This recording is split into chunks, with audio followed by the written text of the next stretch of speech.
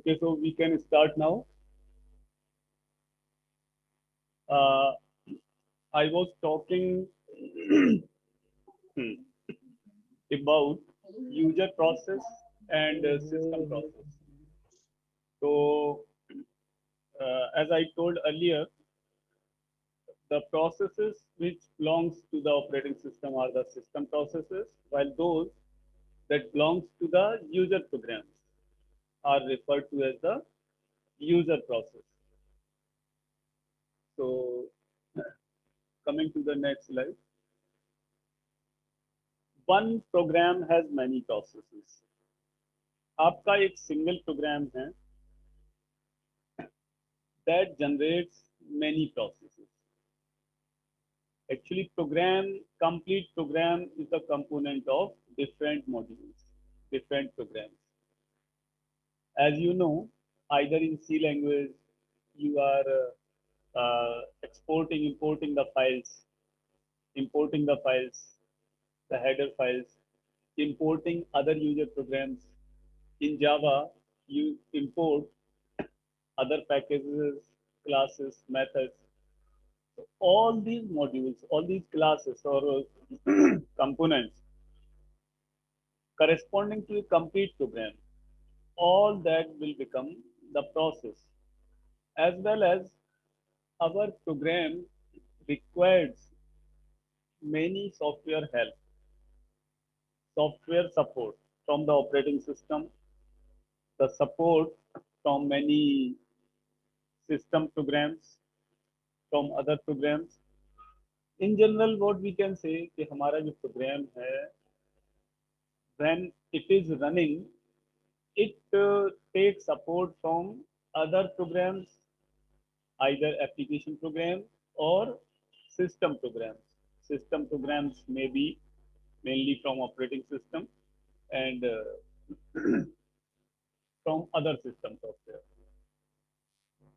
So because of this, एक programme के बहुत सारे प्रोसेस होते हैं. Simple thing.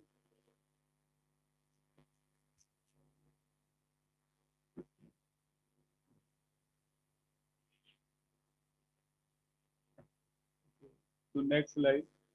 Now come to the process definition. So I have explained you the processes in variety of ways.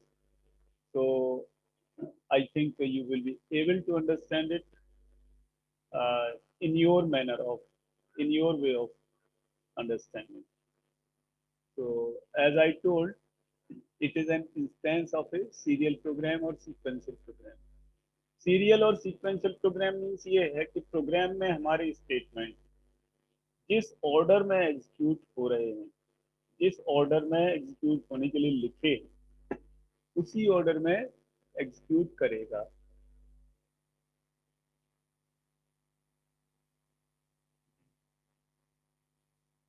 एक term आ रहा है थ्रेड ऑफ एग्जीक्यूशन. तो thread we will discuss it later in a separate chapter. बाकी process definition in a very simple way what we can say it is an instance of a running program. Program की running state को हम instance से मतलब ये है कि programme की बहुत सारी रनिंग स्टेट्स. इंस्टेंस से मतलब ये होता है कि प्रोग्राम में बहुत सारे कंपोनेंट्स हैं. जैसा कि मैंने बताया कि प्रोसेस, एक प्रोग्राम के बहुत सारे प्रोसेस हो सकते हैं.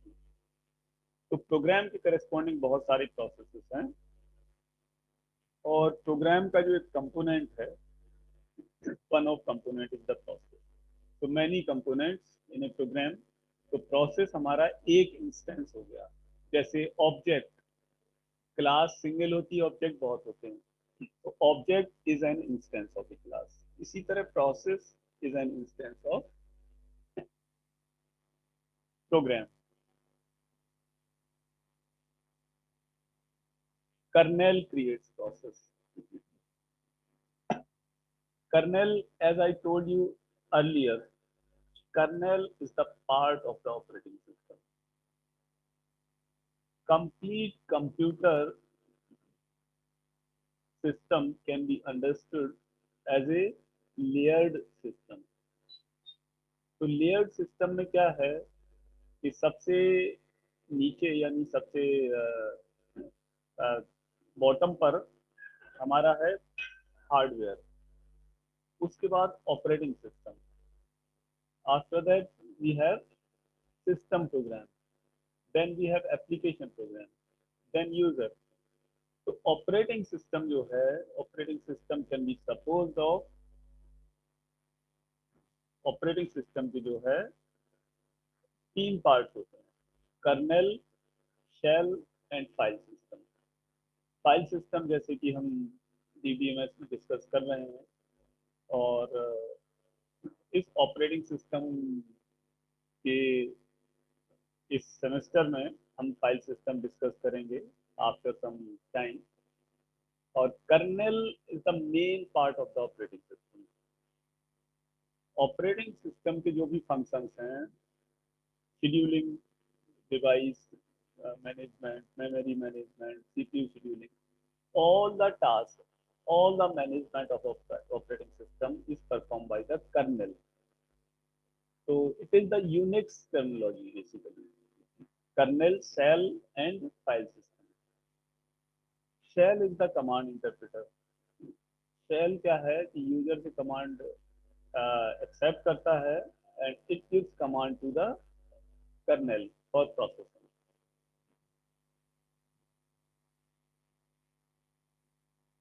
तो kernel part of the operating system creates a process by doing the following activities. Process program को मेमोरी और रिसोर्स प्रोवाइड करेगा।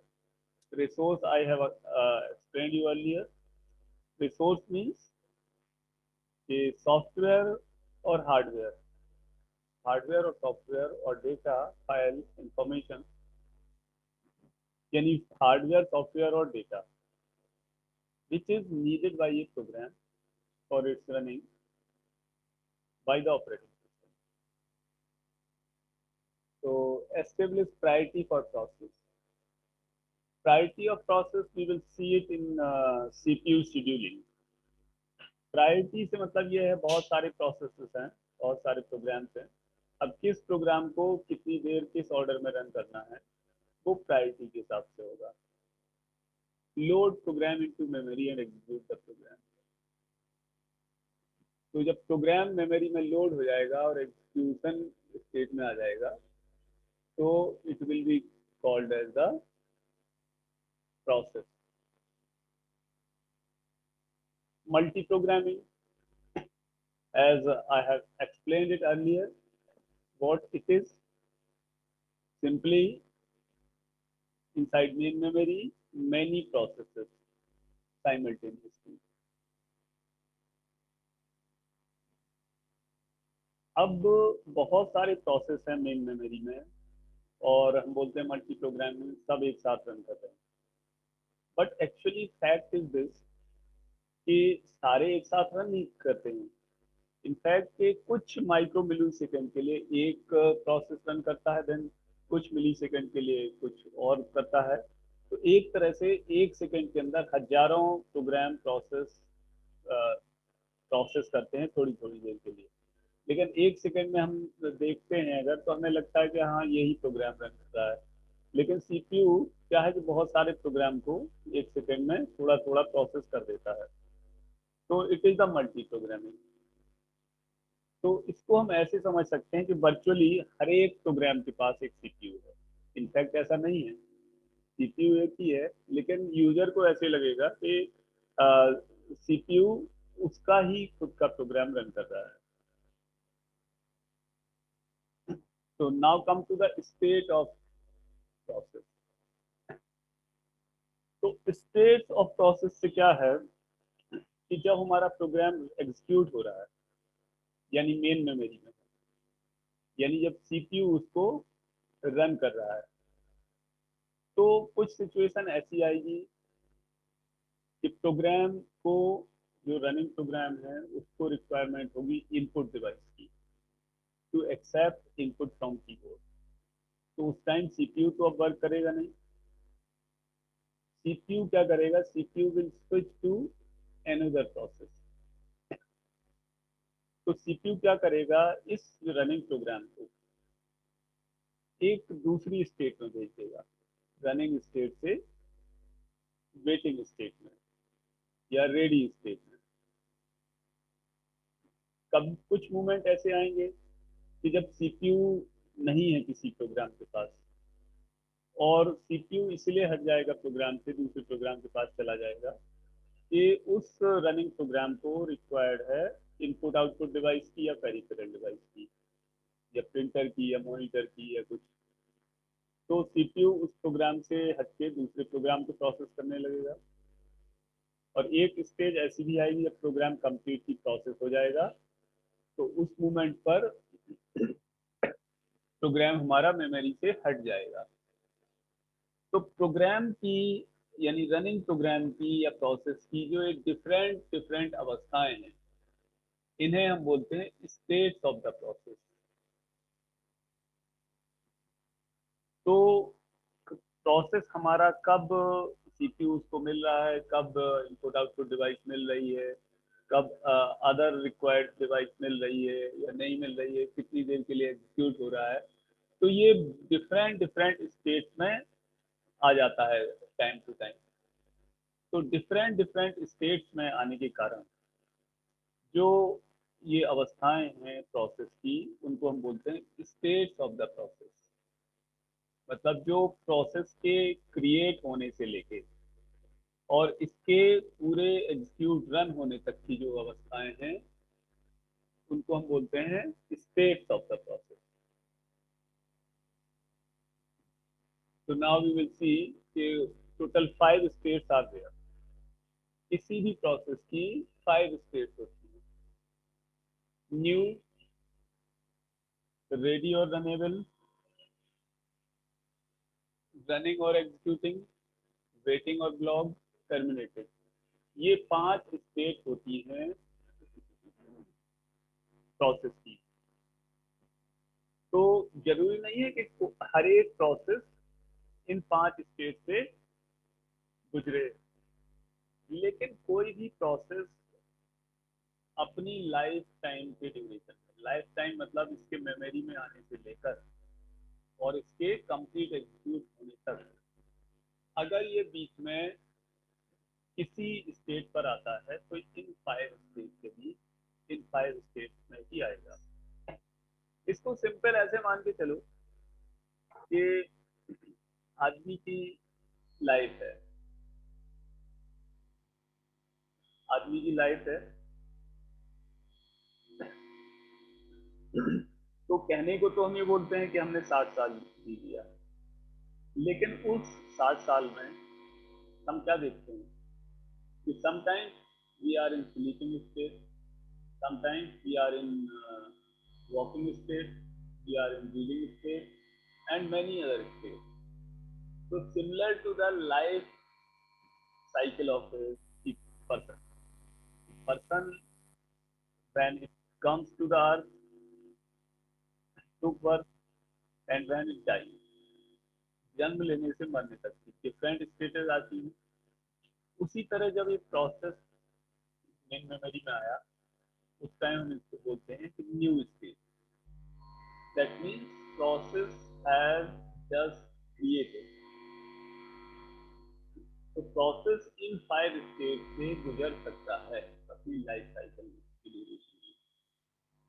तो न्यू जो पहली स्टेट है, new is that state of a process जिसमें हम ये बोलते हैं कि प्रोग्राम हमारा मेमोरी में जस्ट आया है एग्जीक्यूट होने के लिए।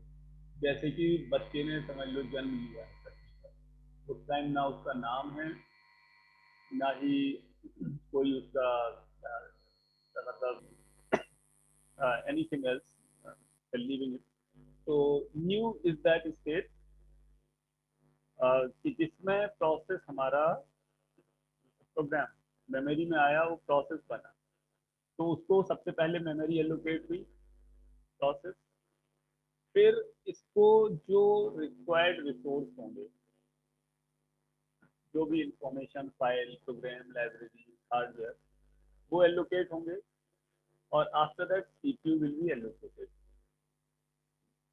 तो इन दिस सेंस कि जब प्रोसेस मेमोरी में आया तो इसके पास मेमोरी में कुछ भी नहीं है, केवल ये इस तरह से आया कि खाली सेट ऑफ इंस्ट्रक्शंस लेके और मेमोरी में इसमें जन्म ले लिया। तो उस टाइम की जो स्टेट है प्रोसेस की, उसको हम बोलेंगे न्यू स्टेट।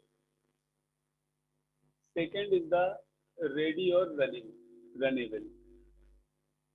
तो रेडी और रनिंग स्टेट वो है जब कभी किसी रनिंग प्रोग्राम से सीपीयू हटके और दूसरे प्रोग्राम पर चला जाता है, तो वो है रेडी और रनिंग, सॉरी रेडी और रनिंग स्टेट। तीसरी है रनिंग और एग्जीक्यूटिंग, मतलब कि जब हमारा प्रोसेस रन कर रहा है। चौथी है वेटिंग और ब्लॉक, स्लीपिंग सस्पेंडेड। तो रेडी और वेटिंग में अंतर केवल ये है, जो रेडी है और वेटिंग है, रेडी में भी प्रोसेस हमारा रन नहीं कर रहा होता है प्रोग्राम, और वेटिंग में भी रन नहीं कर रहा होता है। अंतर इतना है कि रेडी स्टेट में जब प्रोसेस होता है तो रेडी स्टेट में इसके पास सीपीयू नहीं होता है और वेटिंग में भी सीपीयू नहीं होता है। लेकिन अंतर मेनली ये है कि रेडी स्टेट में इसके पास सारे रिसोर्सेस हैं, केवल सीपीयू नहीं है। मतलब सारी चीजें हैं, सारे hardware software files data database server connectivity network, जो भी प्रोग्राम के लिए चाहिए, ब्लूटूथ प्रोग्राम को रन होने के लिए जो भी रिसोर्स चाहिए, every resource is there in ready state, but CPU is not there. And in this waiting state, CPU is not there and कुछ resource नहीं होंगे। दोनों में अंतर यही है कि वेटिंग स्टेट में सीपीयू नहीं है, रेडी और वेटिंग स्टेट दोनों में सीपीयू नहीं है। लेकिन रेडी स्टेट में सीपीयू के अलावा सारे साधन उपलब्ध हैं, सारे रिसोर्सेज उपलब्ध हैं। और वेटिंग स्टेट में सीपीयू के अलावा कुछ साधन उपलब्ध नहीं। तो this is the difference between ready और रनेबल, और सॉरी रेडी और वेटिंग। रनिंग स्टेट में सब कुछ होता है इसके पास, प्रोग्राम को जो भी साधन चाहिए रन होने के लिए, server client network bluetooth file data database network जो भी है, कनेक्टिविटी और input output, everything else the program is having in running. और terminated means the program has completed its execution and it has been removed from memory. So this is the terminated state of the process.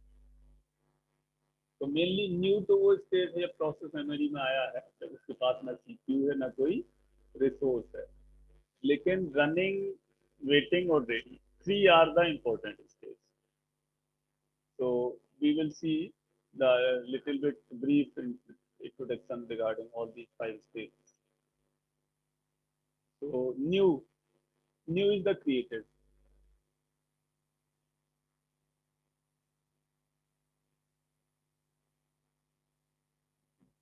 And here we can say process, any program has just arrived to main memory. Memory में just आया है। Operating system reorganizes the process but does not assign CPU as well as any resources.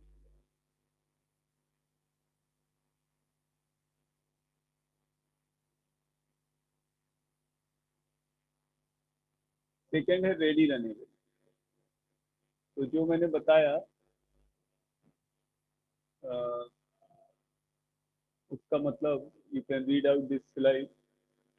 I have explained it very neat and clean way to you.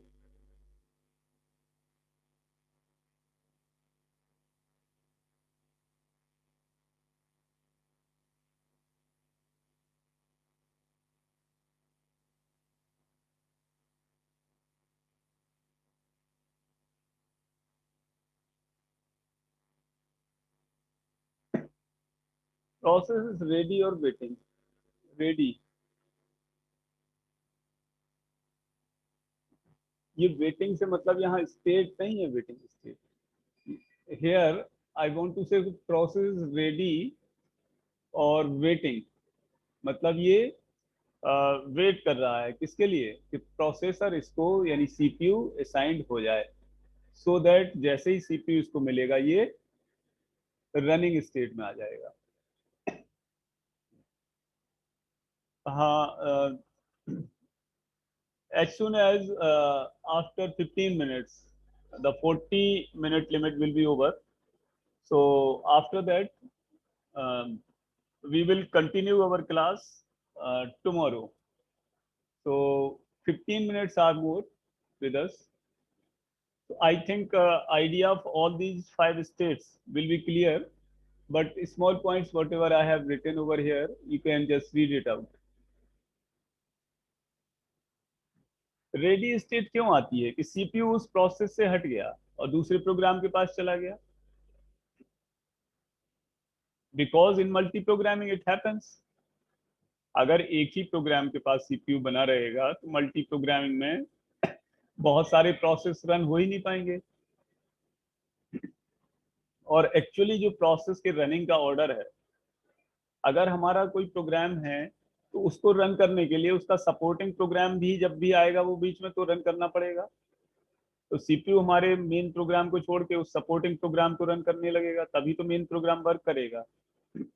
तो when CPU switches it leaves the running program into a state where CPU is not with it. तो CPU इसको छोड़ के दूसरे process के पास चला गया और दूसरा प्रोसेस जो रेडी स्टेट में रहा होगा उसके पास CPU मिल गया तो वो अब रन करने लगेगा। थर्ड इज द रनिंग और executing state. So as I told you, running means के everything else for a process for to run is along with that process के पास जो भी रिसोर्सेस रिक्वायर्ड है रन करने के लिए वो सब हैं, तो process is in running state.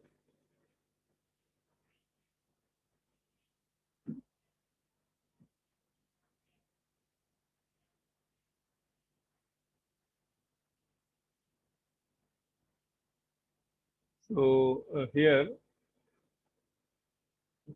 process currently running and has control of a CPU.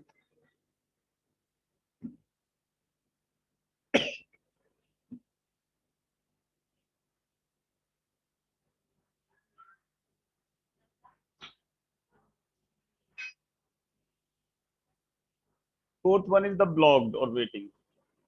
तो ब्लॉक्ड स्टेट क्यों आती है, एक प्रोग्राम रन कर रहा है, इस प्रोग्राम को किसी रिसोर्स की रिक्वायरमेंट हुई, file data network hardware libraries etcetera, और जब तक वो रिसोर्स इस प्रोग्राम को मिल नहीं जाएगा प्रोग्राम आगे नहीं बढ़ेगा। For example, in very simple वे, कि प्रोग्राम में हमने एक ऐसा कोड लिखा है यानी अपना इनपुट स्टेटमेंट दिया है, तो जब तक हम कीबोर्ड से वो इनपुट नहीं दे देंगे क्या होगा, प्रोग्राम आगे रन करेगा ही नहीं। तो उस ड्यूरेशन में अगर ऑपरेटिंग सिस्टम के पास यानी प्रोसेसर के पास अदर प्रोसेसेस हैं रन करने के लिए, तो वो उनको रन करेगा जब तक कि इनपुट नहीं दे देंगे हम। इसी तरह अगर इसको आउटपुट में कुछ सेंड करना है हमारे प्रोग्राम को, या जहां सेंड करना है, तो जब तक वो डिवाइस रेडी नहीं होगी, या सपोज करो हमारा कोड जब तक स्पीकर यानी साउंड प्रोड्यूस करनी है और स्पीकर इज नॉट रेडी, तो हमारा प्रोग्राम आगे बढ़ेगा ही नहीं। या कोई लाइब्रेरी सिस्टम फाइल चाहिए उसको प्रोग्राम को, कभी कभी देखा होगा जब हम इंस्टॉल करते हैं और कोई एक फाइल मिसिंग है उसके प्रोग्राम से, तो वो उस फाइल को डिमांड करता रहता है जब तक कि हम वो फाइल प्रोवाइड नहीं कराएंगे। और जब हम फाइल नहीं जब तक प्रोवाइड कराएंगे तो हमारा इंस्टॉलेशन कंप्लीट होगा ही नहीं, प्रोग्राम हमारा हमेशा वेटिंग या ब्लॉक्ड स्टेट में बना रहेगा। तो इन दिस सिंपल वे कि ब्लॉक्ड और वेटिंग स्टेट इज दैट जब ये प्रोसेस हमारा वेट कर रहा है किसी इवेंट को अकर करने के लिए, यानी रिसोर्स की रिक्वायरमेंट है।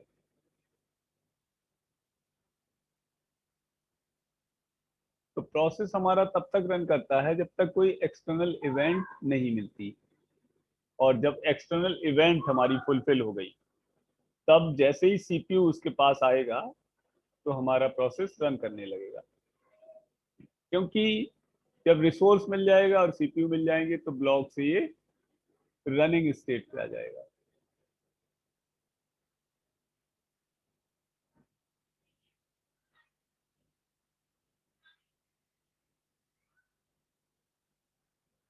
और लास्ट मैंने लिखा नहीं, अच्छा लास्ट बीच में अभी चार ही मैंने बताया, पांचवी जो है स्टेट वो ये है टर्मिनेटेड। टर्मिनेटेड मीन्स कि process has completed it's execution, और इसने अपना एग्जीक्यूशन कंप्लीट कर लिया है और ये मेमोरी से बाहर हो गया है। तो that state is basically just like the dead state, कि आदमी मर चुका है, उसने अपनी लाइफ जी ली है और इस दुनिया से चला गया है, मतलब इस दुनिया से उसका काम खत्म हो गया है। तो दिस स्टेट पांचवी जो है वो that this is called as the terminated state. Now here comes it term swapping.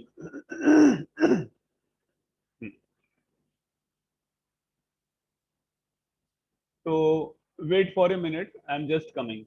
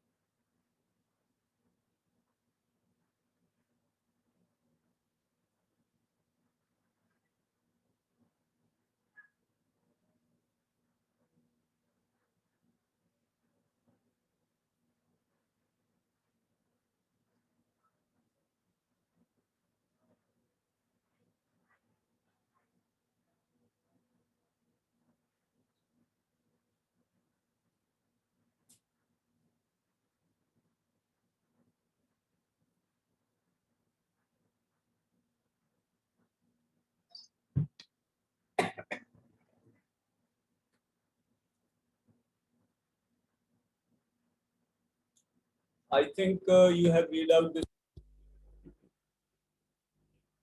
Then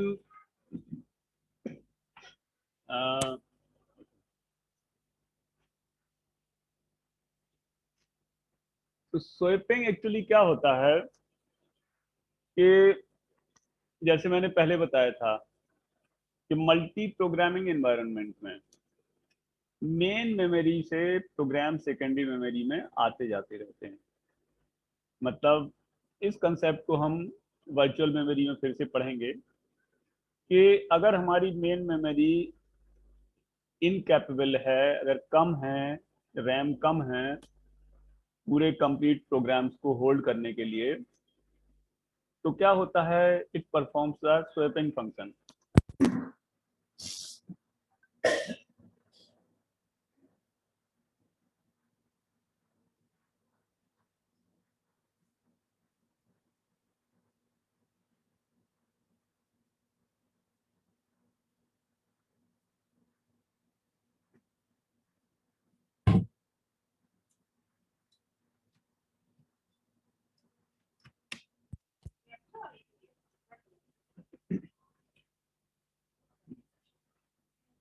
okay, so swapping जब इस हमारे स्टेट में, जब कभी ब्लॉक स्टेट में होता है प्रोसेस, तो it is eligible for swapping to disk. Swapping means के जो मेन मेमोरी में है प्रोग्राम, तो वो हार्ड डिस्क पे स्वैप ट्रांसफर होने के लिए जा सकता है। We will see this in virtual memory, in memory management in more detail. So in simple terms, we can say swapping is basically the movement of program code from main memory to hard disk, vice versa, hard disk to main memory to hard disk. अगर कोई बहुत बड़ा programme है, जैसे operating system, think about operating system, operating system की size बहुत होती है। अगर तुमने 512 MB रैम यूज की तो हो सकता है कंप्लीट या बहुत सारी फाइल ऑपरेटिंग सिस्टम की नहीं आए मेन मेमोरी में। तो जब ऑपरेटिंग सिस्टम की जो भी फाइल की रिक्वायरमेंट होगी वो मेन मेमोरी में आएगी और बाकी फाइल मेन मेमोरी से हार्ड डिस्क में स्वैप हो जाएंगे। This is the simple concept of swapping, which we will discuss in more detail later.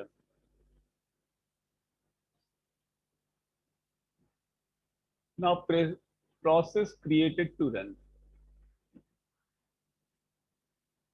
तो प्रोसेस का जो क्रिएशन का प्रोसेस है कि सेकेंडरी स्टोरेज डिवाइस में जो हमारा प्रोग्राम पड़ा है ऑब्जेक्ट एग्जीक्यूटेबल फॉर्म में, वो मेन मेमोरी में आएगा। और एक टर्म आ रहा है प्रोसेस शेड्यूलर। तो scheduler is basically the part of the operating system जो कि डिसाइड करेगा कि कितनी देर के लिए, शेड्यूल करेगा प्रोसेसेस को कि कितनी देर के लिए कौन सा प्रोग्राम रन करेगा और कितनी देर के लिए, मतलब ये है कि कितनी देर के लिए इस प्रोग्राम को सीपीयू मिलेगा। दूसरा ये डिसाइड करेगा कि प्रोग्राम किस ऑर्डर में रन करेंगे अकॉर्डिंग टू प्रायोरिटी।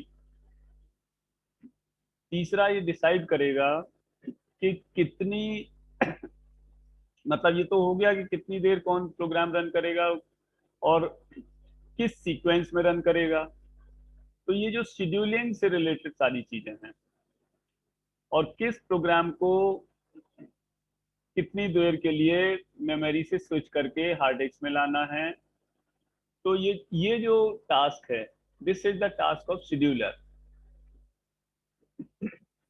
जिसको हम बोलते हैं प्रोसेस शेड्यूलर या सिंपली शेड्यूलर। तो ये ऑपरेटिंग सिस्टम का मॉड्यूल है, part of the operating system. तो जैसे ही प्रोग्राम मेन मेमोरी में आया तो शेड्यूलर ने क्या किया, इसको वेटिंग स्टेट असाइन कर दी। वेटिंग इन द सेंस कि ना भी इसके पास कोई रिसोर्स है ना ही इसके पास सीपीयू है। तो जब इसको बाकी रिसोर्स मिल जाएंगे, सीपीयू मिल जाएगा, रिसोर्स मिल जाएगा, तो ये रनिंग स्टेट में आ जाएगा। सीपीयू शेड्यूलर, ये सीपीयू शेड्यूलर 3 टाइप का होता है, long term scheduler, medium term scheduler and short term scheduler. तो read out the points regarding the CPU scheduler.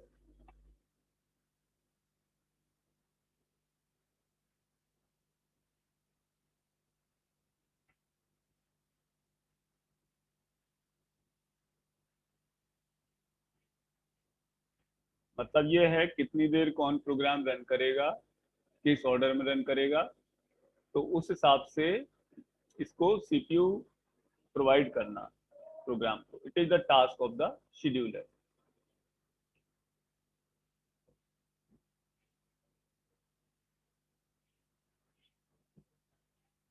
CPU को एक प्रोसेस से दूसरे प्रोसेस पे स्विच करता है।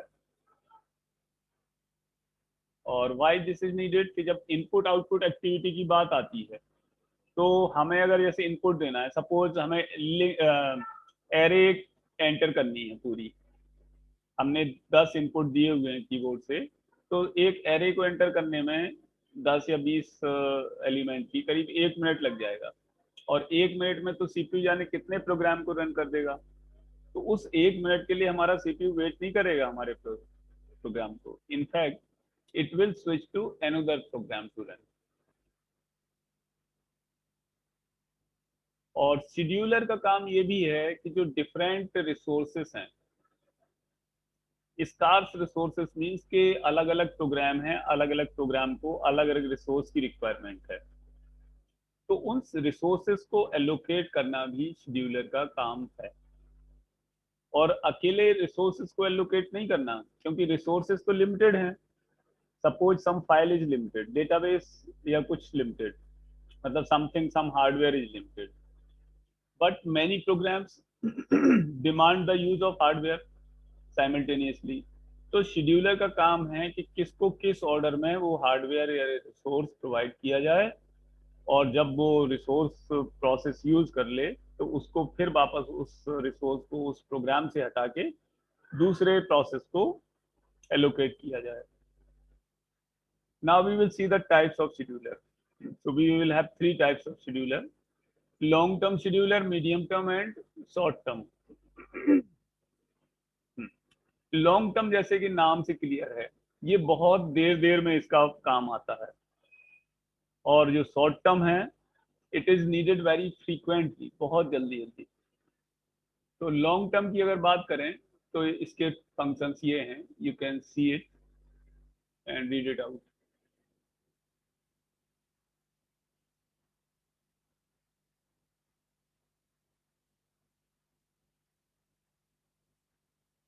Main function is to bring the process into the ready queue. Ready queue, later we will discuss, different types of queues are created while the processes are being run. तो सभी processes के corresponding कुछ एक cues बनती हैं, उनको हम बोलते हैं रेडी क्यू, इनपुट क्यू और different queue. Later we will discuss it. Short term scheduler, इसका फंक्शन होता है कि जो लॉन्ग टर्म शेड्यूलर ने अवेलेबल जॉब यानी प्रोसेस को सिलेक्ट किया है उसको रन कराना इसका काम है, कि कौन सा प्रोसेस रन होगा. जबकि लॉन्ग टर्म शेड्यूलर तो क्या करता है, रेडी क्यू में लाता है रन करने के लिए, और सीपीयू को प्रोवाइड करना शॉर्ट टर्म शेड्यूलर का काम होता है, सीपीयू शेड्यूलर भी कहते हैं. तो we are about to quit because 40-minute time limit is about to die after 1 minute. So I think that's all for today class. And tomorrow, actually, I'm not having a scheduled class of OS or DBMS, but I will still try to take a class. So I will inform you regarding this at around 10 a.m. or before this. Okay, thanks.